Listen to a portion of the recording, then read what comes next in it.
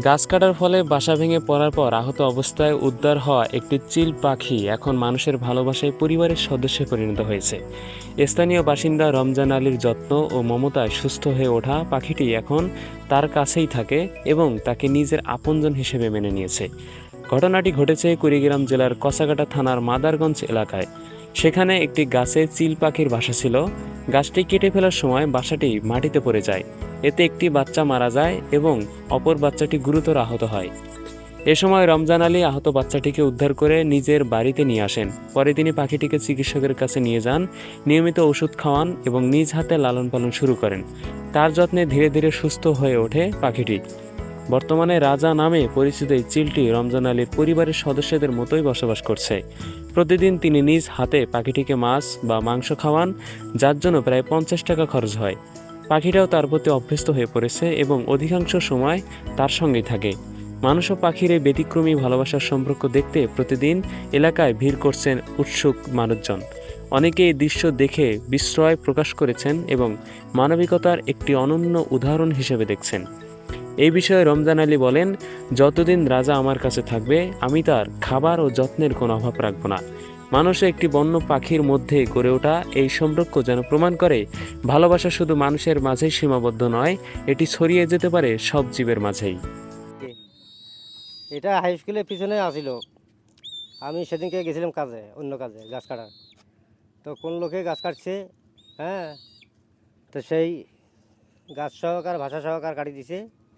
আমার এক ভাগিনা মনে করেন যে আমি তাকে বলছিলাম যে যে কোনো জায়গাতে একটা ইগল বাসা দেখলে আমাকে খবর বলিস। তো ওই ভাগিনারে মনে করেন যে বাচ্চা ছিল দুইটা, একটা মারা গেছে আর একটা আমার জন্য নিয়ে এসছে। আনার পর ভাগিনা বাড়িতে থুয়ে আমি যে জায়গায় কাজ করি ওই জায়গায় গেছে, কয় যে মামা ছেলের বাচ্চা একটা আনছি আপনার জন্য। হ্যাঁ ঠিক আছে। পরে সন্ধ্যের সময় আসলাম, আসি দেখি মাথা মাটির মধ্যে লাগিয়ে দিয়ে আছে, কোনো আদার টাদার খায় না।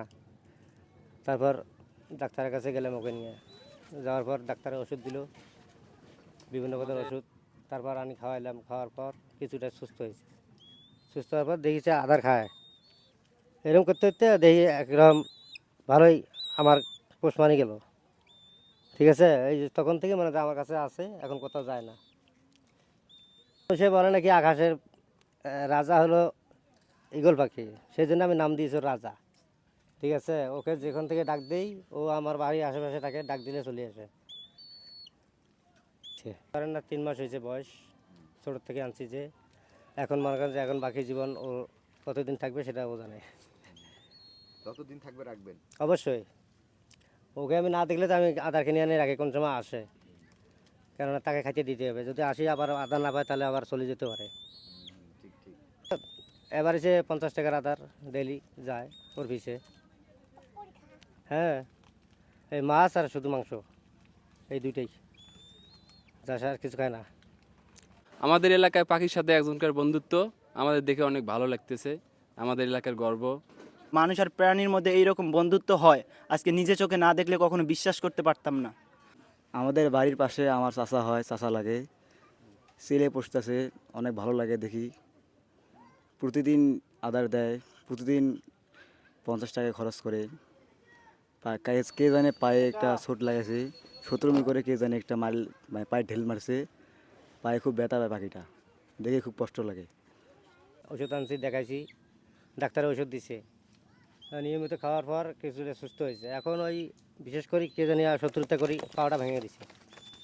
হ্যাঁ, যার কারণে ও এখন শক্তি পেচ্ছে না, নইলে ডাক দিলে কিন্তু চলে এসে।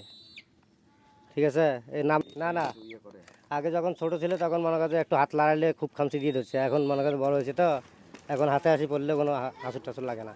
আপনার কোনো ক্ষতি করে না? না, কোনো ক্ষতি করে না। হাঁস, তারপর মুরগির মাংস, বড়ার মাংস, এটাই।